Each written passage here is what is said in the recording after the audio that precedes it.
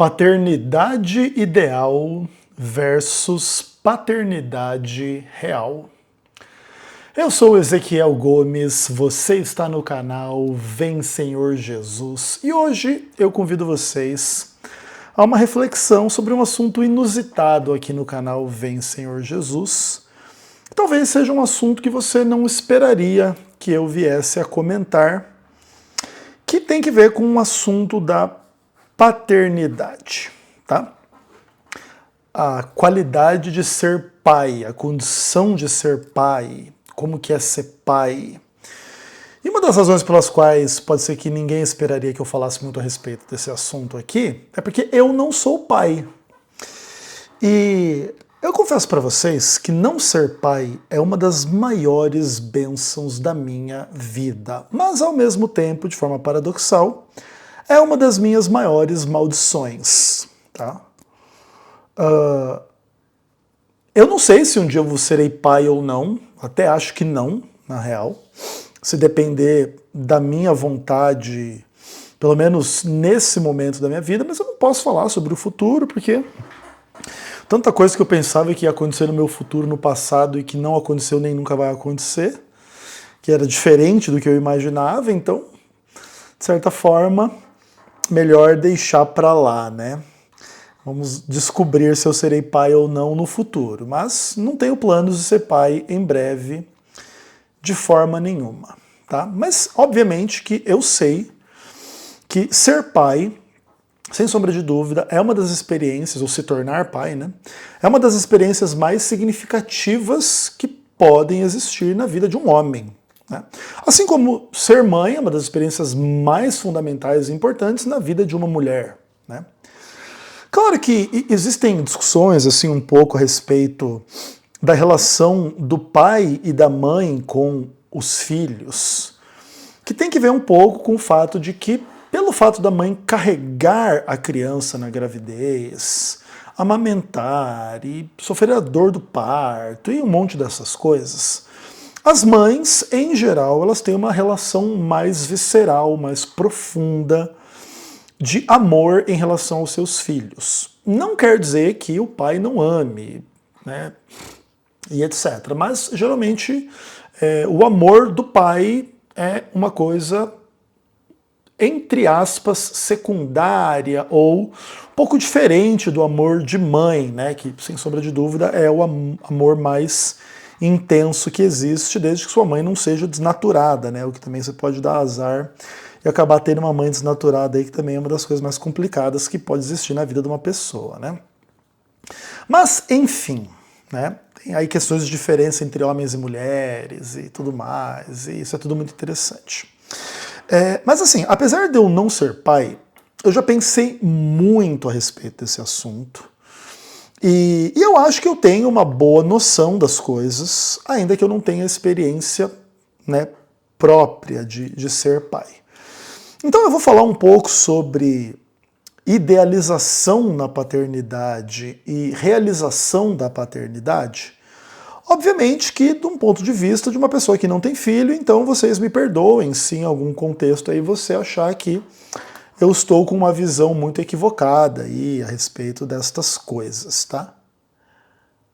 Vou passar uma manteiga de cacau no lábio aqui porque tá um clima estranho e meu lábio tá meio seco. Bom, beleza. Vamos lá, vamos tentar conversar sobre esse assunto aí, que é um assunto muito interessante. Então, quando a gente fala assim da paternidade ideal e da paternidade real, uma das principais coisas que a gente precisa entender é a diferença entre a imaginação e a realidade. A capacidade de imaginar, né, tem muito a ver, inclusive, com o que a gente estava falando no nosso vídeo anterior sobre a vontade, né, que é uma das questões aí mais complexas da existência humana.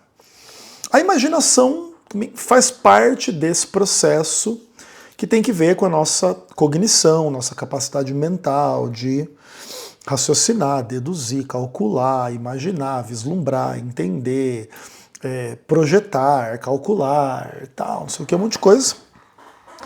E a imaginação é uma coisa profundamente humana, né? Da mente humana. E a imaginação é uma coisa inevitável na vida. Todos nós imaginamos um monte de coisa sobre o passado, sobre o presente e sobre o futuro. Então a gente pode ficar imaginando. Será que isso aconteceu lá no passado, na minha vida, por causa disso, por causa daquilo, ou como é que foi, ou como é que não foi? O que aconteceu realmente ou não? Será que eu lembro corretamente ou não? Inclusive nós lembramos as coisas bem errado, assim, em certos aspectos. Essa é uma questão muito interessante sobre a memória, né? A gente tem dúvidas a respeito do passado e às vezes a gente tem certeza de que uma coisa aconteceu no passado e quando a gente vai conversar com pessoas que viveram uma certa experiência junto com a gente, elas lembram de forma totalmente diferente da gente e elas acham que a gente lembra tudo errado e a gente acha que elas lembram tudo errado. Ou não tudo, né? Mas alguns aspectos assim que a gente lembra. Às vezes as pessoas que estavam participando daquilo têm uma percepção de um detalhe ou de uma coisa que a gente conta errado porque a gente lembra errado, né? Então a gente imagina o passado, inclusive, mesmo que a gente viveu. E a gente imagina muita coisa sobre o presente, assim, né? Tipo, o que será que está acontecendo agora, lá, não sei aonde, não sei com quem, não sei o quê, um monte de coisa. E, em geral, também a imaginação reina sobre o futuro, né? Como é que vai ser, como é que não vai ser e tal. E a experiência de ser pai, ela envolve esse processo de imaginação e esse processo de realização, onde se torna realidade que você agora é pai, vamos dizer assim, para aqueles que têm ou tiveram essa experiência, né? Ou vão ter, enfim. Isso é bastante interessante. Mas assim, o que eu estou querendo dizer aqui é que assim, a paternidade, antes dela se tornar realidade, ela é profundamente imaginada na vida de qualquer homem que engravida uma mulher. Claro que há homens mais conscientes e menos conscientes, há homens mais responsáveis ou menos responsáveis, há homens melhores ou piores nesses aspectos. E aqui, obviamente, eu estou tratando no universo cristão, onde eu vou pressupor que você que me ouve, né? Seja você pai ou não, ou sua mulher esteja grávida ou não, ou um dia você vai ser pai ou não, eu vou trabalhar com a hipótese de você ser uma pessoa gente boa. E assim sendo, se você é uma pessoa cristã e a sua mulher engravida, você começa a imaginar um monte de coisa sobre como que vai ser ou como que não vai ser essa aventura toda, que é uma das aventuras mais extraordinárias da vida, né? Da construção de uma família, com uma pessoa que você ama e tal. Isso é uma das coisas mais maravilhosas que existem na face da Terra.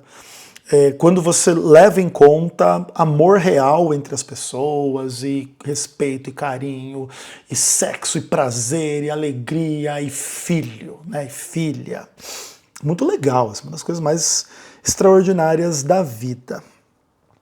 E eu não sou pai, nunca engravidei ninguém, mas eu já imaginei um monte de coisa a respeito desse assunto na minha vida particular, no contexto dos meus relacionamentos com várias mulheres aí que eu poderia ter engravidado em muitos contextos diferentes na minha vida. Tá? A minha primeira esposa, a Heloise, sempre que a menstruação dela atrasava, a gente ficava assim bem preocupado que ela estivesse grávida. E a gente nunca se cuidava, assim, depois que a gente via que ela não estava grávida. A gente sempre ficava assim, meu Deus, será que você está grávida, tal, não sei o quê. Aí depois descia, tal, não sei o quê. E aí, isso não mudava nada na nossa postura no mês seguinte, né? Era engraçado, assim. Eu e a Heloísa, nós ficamos juntos por quase 5 anos, né? Enfim, é engraçado isso, assim. Então, por exemplo, eu imaginei que eu pudesse ter filho com a Heloise. Não aconteceu, mas, enfim, imaginei bastante coisa. E eu já tive várias outras mulheres também, tanto namoradas, quanto tive inclusive outro casamento com a Carol. Também imaginei bastante coisa. Até contei já para vocês, né, que uma das experiências mais doidas da minha vida, assim, foi uma vez que a Carol zoou, assim, dizendo que estava grávida, né? Eu senti assim a minha consciência sair do corpo e voltar assim na mesa do café da manhã quando a gente morava lá em Cachoeirinha, né? muito engraçado, assim. Eu, por exemplo, namorava a Adriana, né? E tinha muito essa coisa do papo entre eu e ela, de a gente ter filho e tal. Inclusive assim, né? Sem desejar nenhum mal à Adriana ou à família dela, muito pelo contrário, assim. Mas se existem pessoas assim que eu não gostaria de encontrar na minha vida, são os filhos da Adriana. Porque deveriam ser os meus filhos. Mas isso aqui não, enfim, né? É só uma imaginação aqui, uma bobagem e tal, mas é complicado, assim, sabe? Mas seja como for, eu já imaginei bastante coisa, em bastante contexto em relação a isso. E aí eu queria falar um pouco sobre paternidade ideal e paternidade real, que tem que ver com essa experiência, né, humana super profunda e super significativa. Então, o que acontece? A primeira coisa que você pensa no contexto da paternidade, que você vislumbra, é a relação com a mulher que vai ser a mãe dos seus filhos. Claro, tem homens que têm filhos com várias mulheres, enfim, aí também cada relação é uma, tudo mais. Mas vamos trabalhar aqui um homem e uma mulher tendo um filho. Então, a relação com a mulher, com a mãe do filho, ela é uma das coisas mais importantes na sua relação com o seu filho. Tudo bem? Quanto mais você amar esta mulher, mais você vai amar o seu filho. Quanto mais significativa for a sua relação com essa mulher, mais significativa vai ser a sua relação com os seus filhos. Tá? Então, por exemplo, imagine que você conhece uma mulher no carnaval, transa com ela meio sem compromisso, ejacula dentro dela, ela engravida e você nem conhece ela direito, nem gosta muito dela, nem curtiu muito o rolê e tal, e tal, e tal. A chance de você não se apegar a esse filho, nem assumir esse filho e tal, é gigante, né? Então não tem uma relação profunda, enfim, com a mulher.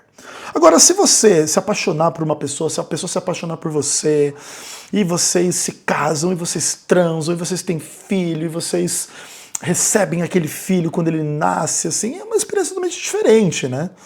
O carinho que você vai ter e um monte de coisas, assim. E o que acontece?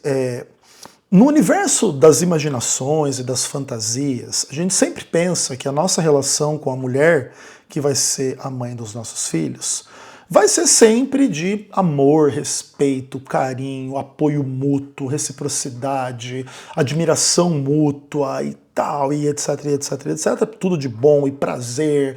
E as pessoas se gostam sentimentalmente, sexualmente. E a questão não se resume a sexo, tem, sabe, uma parceria de respeito, amor, carinho, projeto junto de vida e etc, e tudo de bom. Mas a realidade é que nenhuma relação de nenhum homem com nenhuma mulher é ideal. A relação real entre homens e mulheres, ainda que contenha tudo isso que a gente falou aqui, do amor, do prazer, do carinho, da reciprocidade, da amizade, do companheirismo, do apoio mútuo e etc., também tem tensões e problemas e brigas, estresse, discordâncias e divergências, às vezes em maior ou menor grau, e aí cada relação é uma e cada situação é uma. Então, isso já vai mostrar pra gente que aquilo que a gente imagina a respeito do que é a relação entre o homem e a mulher e daquilo que vai ser a relação entre os pais e os filhos, vai haver uma diferença entre o ideal e o real. Porque no mundo dos nossos ideais, das nossas fantasias, dos nossos desejos, das nossas imaginações, a gente sempre quer pensar um pouco assim no melhor possível para nós, né? E a gente nunca fica idealizando e imaginando e vislumbrando as coisas ruins. E as coisas ruins fazem parte intrínseca da realidade de todas as relações da nossa vida, da vida do outro e de todo mundo, e do filho, e do pai, e da mãe, e de tudo. Mas a gente, né, muitas vezes não gosta de vislumbrar estas coisas, até porque quando a gente começa a vislumbrar muito essas coisas, a gente perde a vontade de se casar, ou a gente perde a vontade de ter filho, porque é aquilo que se fala, né, quem pensa não casa, quem pensa não tem filho. Inclusive, por isso, em certo aspecto, o amor romântico, sexual e tudo mais, ele acaba envolvendo uma certa dose de fantasia. E até a própria função do se apaixonar tem um pouco com colocar a gente um pouco acima do chão, vamos colocar dessa forma, para a gente começar a caminhar nas nuvens, para a gente abraçar a empreitada, né? Porque se a gente tem uma visão muito crua, muito pé no chão das coisas, a gente pode se desanimar com as dificuldades da vida de casal e da vida de ter filho e etc. Né? Mas obviamente que isso é uma coisa que é muito instintiva, é muito natural. Todos nós, seres humanos, de certa forma, gostaríamos, né, de ter um relacionamento super significativo com uma pessoa do sexo oposto e ter filhos desta relação e tal. E aí o que acontece? Quando a gente começa a imaginar a nossa relação com os nossos filhos ou com o filho e tal, a gente precisa passar pelo período da gravidez. Então, depois daquela parte divertidíssima que é o sexo, pelo menos a gente espera que seja assim para todo mundo, muito divertida, muito legal, muito interessante, né? Quem inventou o sexo tá de parabéns, né? Deus é incrível, assim, né? Imagina assim, né? Quando não existia nada e Deus lá onisciente na sua cabeça, eu vou criar as pessoas para elas transar, né?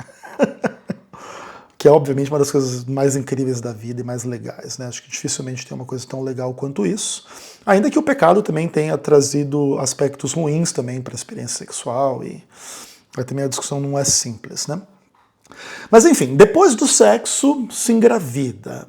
E aí também começa uma jornada absolutamente inacreditável de maravilhosa, né? Não sei se vocês já viram, assim, tipo esses documentários que falam um pouco sobre a gravidez, né? E a formação do feto no útero, que a própria Bíblia descreve como uma coisa maravilhosa, né? E aí se diz, por exemplo, assim, que se nós comparássemos o tamanho de um espermatozoide com o tamanho de um ser humano normal, a trajetória do espermatozoide do canal vaginal até o útero seria como se a gente cruzasse a pé o mundo inteiro, escalasse o Everest, e lá no Everest está o útero que a gente entra e vira uma coisa que vai nascer 9 meses depois, né? E fecunda o óvulo ali, né? E é uma coisa extraordinária você pensar o caminho do espermatozoide dentro do corpo da mulher. E o fato de que cada ejaculação tem, sei lá, centenas, milhões, bilhões de espermatozoides, sei lá quantos, e tal. E eu e você fomos um desses espermatozoides competindo com outros milhões ou bilhões, sei lá quanto, para chegar no útero e aí vinha fecundar o óvulo, né, aliás, e tal, e a gente vinha iniciar a nossa trajetória de vida, né? E aí o corpo da mulher, né, sofre um monte de alteração, e cada mulher também conta um pouco diferente, né, como que é a sua experiência com a gravidez. Tem mulheres assim que elas já têm aquela sensação no ato sexual de que fiquei grávida. Tem outras que só vão descobrir um pouco depois que a menstruação para, e aí não sei o que, vai fazer exame. É muito diversa assim, as experiências das mulheres. Tem mulheres que ficam super enjoadas, tem mulheres que não. Tem mulheres que passam muito mal, tem mulheres que não. Tem mulheres que ficam com a barriga muito grande, tem mulheres que ficam um pouco menos. E tudo depende um pouco assim da saúde dessa mulher, da sua condição física, da sua genética, um monte de questões e tal. Mas, por exemplo, tá? Eu nunca fui pai, mas eu imagino que se eu fosse ser pai, eu tentaria usufruir, e usufruir não sei se é a melhor palavra, aproveitar o período da gravidez da melhor forma possível, tá? Para reafirmar o meu amor à mãe dos meus filhos e para começar a estimular a criança, tá?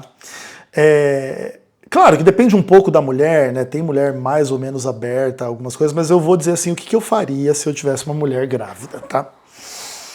Com certeza absoluta, eu já começaria a estimular a criança musicalmente desde o ventre. E muito provavelmente ia fazer algumas playlists musicais para a criança já ouvir desde cedo. E se eu pudesse fazer o que eu quisesse, né, se a minha mulher permitisse, eu colocaria para o meu bebê ouvir desde o ventre uma variedade gigante de estilos musicais, tá? Obviamente, acho que o principal estilo de música que eu colocaria é a música clássica, porque de fato é a música mais bem desenvolvida, mais bem elaborada, mais importante da história da humanidade. Então, o meu filho, desde o ventre, com certeza ouviria muito Beethoven, ouviria muito Mozart, ouviria muito Vivaldi, ouviria muito Chopin, que são aí alguns dos meus compositores prediletos, né? Gosto muito também do Tchaikovsky, e gosto de umas coisas um pouco posteriores também, o Stravinsky e tal, um monte de coisa interessante aí nesse aspecto. Mas, além da música clássica, com certeza o meu filho, desde o ventre, ele ouviria jazz, certeza absoluta. Com certeza ele ouviria música eletrônica. Com certeza ele ouviria rock. Então, por exemplo, eu gostaria muito que o meu filho, já desde o ventre, ouvisse desde Beatles até Guns N' Roses, até Metallica, até Slayer, até, sei lá, coisas desse universo assim e tal. E assim, obviamente que se eu pudesse fazer isso, né, no período da gravidez aí, em relação à criança, a gente poderia perceber até se ele já gosta mais de um estilo ou de outro, né? Se ele vai se manifestar, se ele vai chutar, se ele vai mexer, se ele vai tal. Isso também é uma coisa interessante, assim, mas eu com certeza adoraria fazer isso e tal. E etc. Entretanto, é muito mais fácil a gente idealizar as coisas do que a gente viver as coisas na prática. Porque eu tô aqui imaginando que eu ia ficar 9 meses fazendo playlist de música para criança, mas eu não tô levando em conta quantas vezes a mulher vai vomitar, quantas vezes vai no médico, quantas vezes vai no pré-natal, com o que eu vou estar trabalhando para poder dar de comer para a mulher e para o filho e não sei o quê. Então, talvez eu não teria tanto tempo assim de fazer tanta playlist de música para o meu filho ouvir desde o ventre, né? Porque na prática a teoria é outra, né? Não é um pouco isso que se diz? Então, a vida, né, a experiência com a mulher grávida, na teoria, é aquilo, né? É amar e respeitar, inclusive continuar transando, pelo menos um pouco, né? Ficar 9 meses sem transar assim, é uma coisa um pouco complicada, na minha opinião. E tal, e fazer carinho ali na barriga, e fazer tudo que tem que fazer, e tal, não sei o que, e botar música pro moleque ouvir, e etc, e etc, e etc. E na realidade, você que é pai e mãe, provavelmente você pode até ter feito um pouco disso com seu filho, mas não tanto, porque a vida real também se impõe, né? Não é esse mundo, esse paraíso idílico onde a vida para só para você ficar ouvindo música junto com seu filho enquanto ele está na barriga da sua mulher. Isso já começa a demonstrar, né, e reafirma, né, essa tensão entre o que a gente imagina e o que é real, né? A paternidade imaginária, idealizada, e a paternidade real. Então, no nosso mundo ideal, nós seríamos pais excelentes. No mundo real, nem sempre, e nem porque a gente quer a correria da vida, e trampo, e grana, e correria, loucura, e etc e tal, né? Nem sempre a gente consegue fazer o melhor. Mas aí, beleza, a mulher vai ter que passar, né, pela dor do parto, não tem muito o que fazer. E ok, hoje em dia também tem bastante método aí para evitar que a mulher morra no parto, já está um pouco melhor do que em outros momentos da história da humanidade. E aí, nasce a criança. E a primeira infância é uma das coisas mais extraordinárias da vida. Claro, existe o aspecto do trabalho infinito que um bebê dá, que é uma coisa assim bastante chata na realidade, né? Fora do mundo ideal, assim.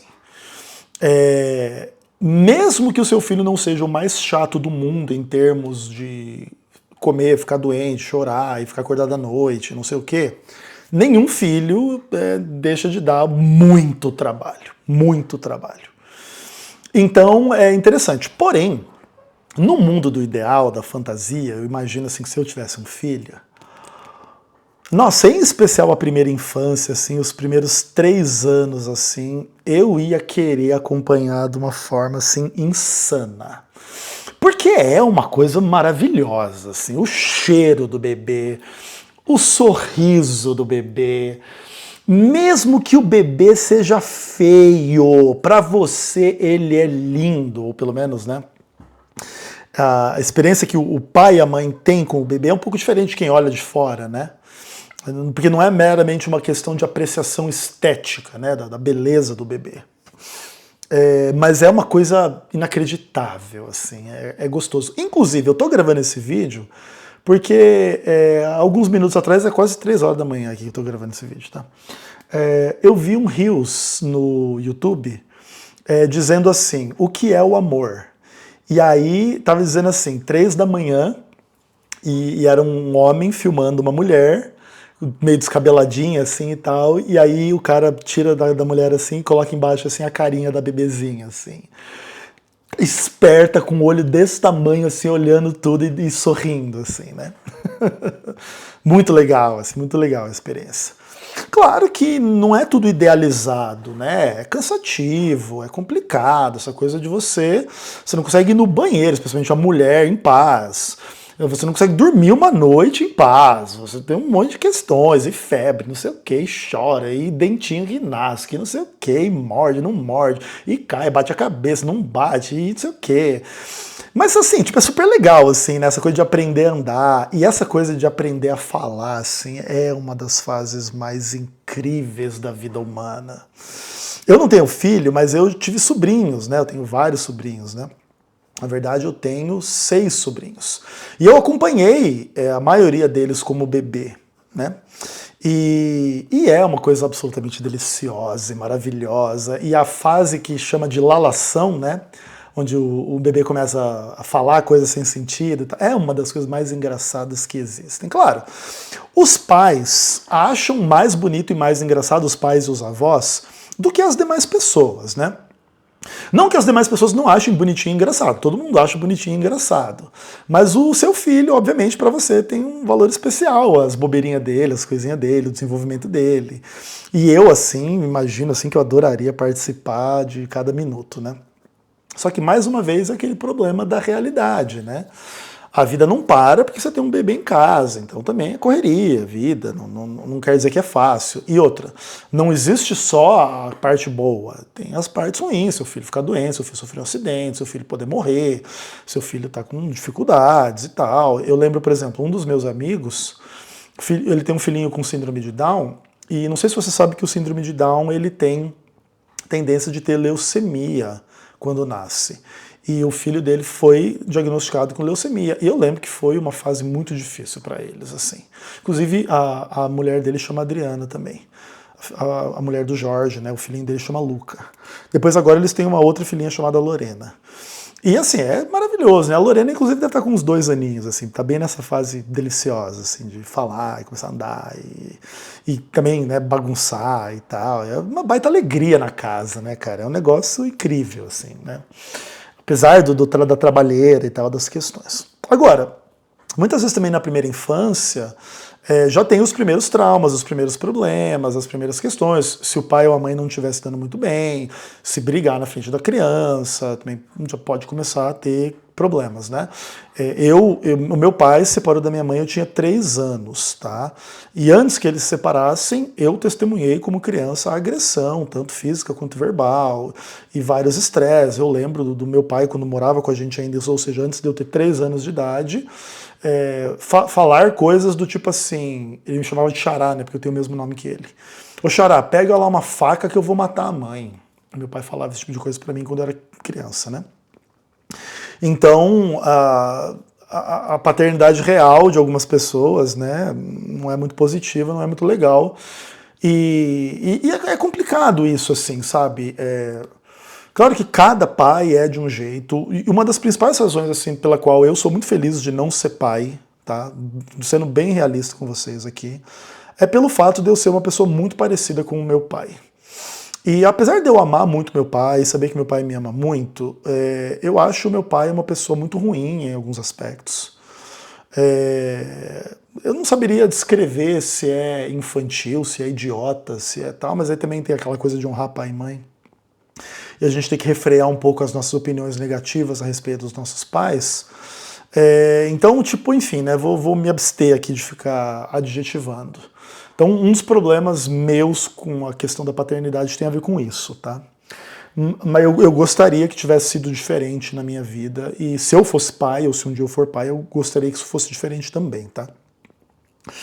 Mas é uma questão complexa, assim, né? A gente acaba sendo um pouco parecido com os nossos pais em questões, né, do nosso comportamento, da nossa mente, do nosso coração, e enfim, aí também é uma discussão que nem eu quero entrar aqui nela, tá? Mas enfim, o fato é que entre o que se imagina e o que se vive, muitas vezes tem um gap, né? Tem uma diferença. E toda a fase do desenvolvimento da criança é uma fase que, vamos dizer assim, que vai, né, desde o nascimento até, vamos colocar aí, até uns 8 ou 10 anos de idade, que é meio que no período mais importante da vida das pessoas, no que tange a formação da sua personalidade, do seu caráter, tá? Tudo o que acontece na nossa vida nessa fase tem impacto mais duradouro do que o que acontece dali para frente. Não que o que acontece dali para frente também não tenha muito impacto, tá? Tem, com certeza, mas geralmente esse impacto ele é construído em cima do que foi construído nesse primeiro período da vida. E assim, eu gostaria muito assim de ser um grande amigo do filho, da filha, e acompanhar o desenvolvimento, acompanhar a escola, apesar de que também uma das coisas que mais me desanima de ter filho é botar o meu filho na escola. Escola para mim sempre foi um ambiente opressivo e ruim, apesar de eu gostar de estudar e ler aquilo que é do meu interesse, mas eu nunca gostei da escola, tá? E a perspectiva de tirar o meu filho da minha casa e mandar ele para uma escola já me desanima de ter filho. Tá? Essa é uma das principais razões pelas quais também eu não gostaria de ter filho. Mas, enfim, ao mesmo tempo, tem a parte boa de ir para a escola.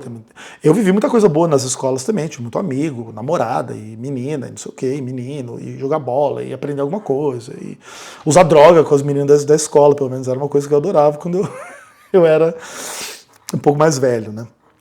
Ai, senhor, né? Daqui a pouco a gente vai falar dessa fase aí. Mas, enfim, na minha imaginação, no meu ideal, eu seria um pai muito presente, muito atento ao desenvolvimento do meu filho.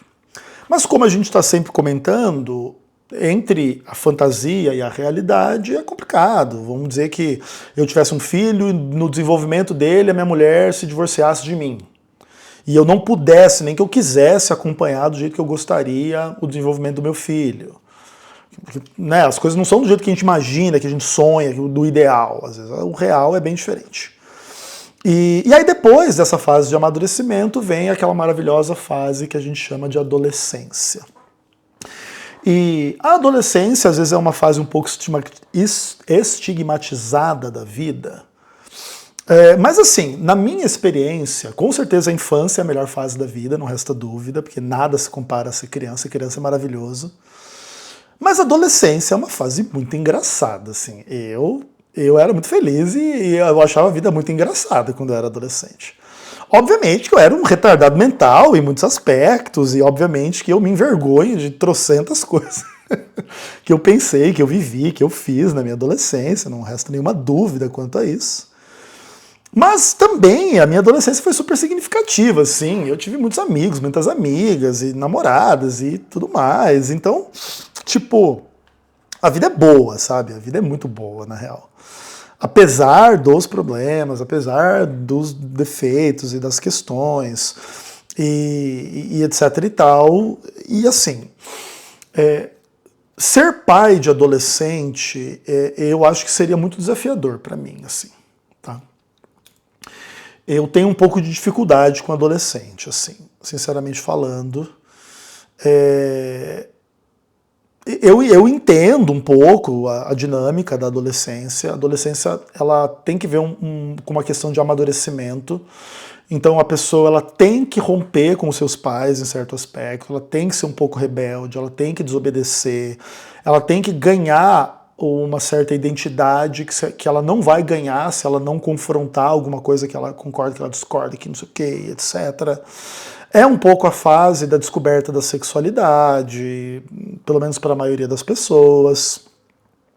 Mas assim, eu vislumbro que eu teria dificuldade com filho adolescente, porém, eu gostaria de poder viver assim a adolescência dos meus filhos, se eu tiver um dia, num aspecto assim de começar a poder bater a real mesmo assim para eles a respeito da vida. Porque enquanto é mais jovem, não quer dizer que precisa enganar e mentir, etc., mas o fato é que não dá para ter conversas que demandam uma certa maturidade, né, da pessoa, do filho, para começar a ter, para realmente falar sobre sexo, para realmente falar sobre grana, para realmente falar sobre violência, para realmente falar sobre morte, para realmente falar sobre as coisas boas da vida, mas também os aspectos complicados sobre vocação, sobre trabalho, sobre sociedade, sobre política, sobre economia, sobre um monte dessas questões mais sérias, né? Claro que o adolescente ele tá no amadurecimento dele, então talvez ele não vai entender essas coisas, tem que ter sabedoria para comunicar essas coisas, porque ele ainda não é uma pessoa da sua idade pai que está com essas preocupações, essas questões. Mas eu gostaria de poder tentar bater um papo maduro com os meus filhos, assim, então esse seria talvez o único aspecto bom deles se tornarem adolescentes, que é eu poder começar a bater a real para eles, né? E claro que antes disso, assim, obviamente que eu ia tentar ser uma pessoa muito bem-humorada com os meus filhos, assim, no aspecto de brincar, fazer piada, e mesmo assim, por exemplo, no contexto da nossa vida atual, que tem vídeo, né, que tem celular, que tem essas coisas assim, eu com certeza ia fazer milhões de vídeos com os meus filhos, eu com certeza ia zoar eles demais, assim, nos vídeos. Na fase deles aprender a falar, eu ia falar, eles falar um monte de bobagem. Imagina um filhozinho assim com quase 5 anos dizendo assim: seu antitrinitariano herege. Com certeza ia ter vídeo desse tipo aí do meu filho, caso eu tivesse. Até acho que talvez por isso Deus não me deu filho, né? Porque eu ia estragar as crianças também, a reputação delas desde cedo, né? Eu ia usá-las como instrumentos dos meus propósitos malignos, né? E tal, assim, mas quando o adolescente escapa, né, do seu controle, você já não consegue mais mandar nele e tal, aí entra umas questões, umas dinâmicas muito interessantes, assim. Até que chega, né, a fase do rompimento do cordão umbilical, onde o seu filho é adulto e vai sair de casa e tal. E um monte de questões interessantes, assim. E eu queria terminar esse vídeo falando um pouco sobre satisfação ou decepção na existência dos filhos. Eu não sei se eu estou conseguindo comunicar para vocês uma coisa muito importante. Nunca os nossos filhos serão o que a gente imagina deles. Mesmo que a gente consiga moldá-los mais ou menos de acordo com a nossa personalidade, o nosso caráter e os nossos ideais e vontades e perspectivas para eles em relação a trabalho, família, igreja, um monte de coisa, eles nunca serão meramente uma função do que a gente espera deles. E existe uma certa tensão entre se satisfazer na existência do filho ou se decepcionar com o filho por ele ser diferente do que você gostaria que fosse. Então, se o seu filho tiver uma visão política diferente do que você gostaria, se o seu filho tiver uma orientação sexual diferente do que você gostaria, se o seu filho tiver uma religião diferente ou nenhuma religião, se o seu filho não tiver qualidades que você julga importante em termos de higiene, ou trabalho, ou relacionamento, ou isso ou aquilo, e sucesso em algumas questões, ou mesmo que seu filho tenha saúde, ou mesmo que seu filho tenha iniciativa na vida, ou sei lá, um monte de coisa, assim, a gente pode se decepcionar muito com as expectativas em relação aos nossos filhos, assim, essa aqui é a realidade. E a paternidade real, ela é uma experiência maravilhosa, talvez até melhor do que a ideal, no sentido de que o ideal, ele é só uma fantasia. A mulher ideal, o filho ideal, a vida ideal, o trabalho ideal, não sei o que lá ideal, o mundo ideal, a igreja ideal, nunca existe. Sempre é uma fantasia da nossa cabeça. O que existe é o mundo real, a mulher real, o dinheiro real, a família real, a igreja real, a sociedade real, e em geral elas não são como a gente gostaria que fosse, assim como a gente também não é o nosso ideal que a gente gostaria de ser em relação a todas as coisas. E a gente não deveria, na minha opinião, assim, deixar de amar, deixar de respeitar o filho, porque ele não é o nosso ideal. E a gente deve valorizá-lo como um ser real. É óbvio que eu, não sendo pai, posso falar dessas coisas com mais tranquilidade do que quem é pai. E talvez quem é pai se sinta um pouco mais culpado pelas questões dos problemas da vida real, da paternidade real. Talvez não ter tanto dinheiro quanto gostaria, não ter tido tanto tempo quanto gostaria, não ter tido tanta influência quanto gostaria, não ter conseguido educar da melhor forma, não ter conseguido evitar que o filho vivesse situações ruins, XYZ, que a gente nem imagina que os filhos das pessoas podem passar.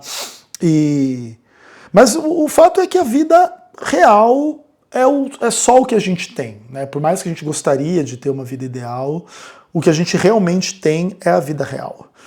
E por mais que ela contenha coisas ruins, é nela também que estão todos os nossos sonhos, todo o nosso amor, toda a nossa fé, todas as nossas qualidades. E de certa forma a gente gostaria, né, de passar para o filho assim uma grande experiência de vida, uma grande compreensão das coisas, um bom caráter, para que seja uma pessoa decente, para que dê tudo certo e tal. E às vezes é difícil também a gente ter um pouco de insegurança, incerteza se a gente está sendo o suficiente ou não. E às vezes a sensação é que não. E às vezes entender essa coisa da culpa, é culpa minha, é culpa do pai, é culpa da mãe, é culpa da sociedade, é culpa do Lula, do Bolsonaro, é culpa do Pablo Marçal. Inclusive, né, se você tivesse um filho aí que quisesse votar no Pablo Marçal, eu ia dar uma cadeirada nele, tá? Enfim, cara, são questões complexas, né? Mas a vida é boa, na realidade. E a paternidade é uma das melhores coisas da vida. Eu sei disso mesmo sem ser pai. Então, se você é pai,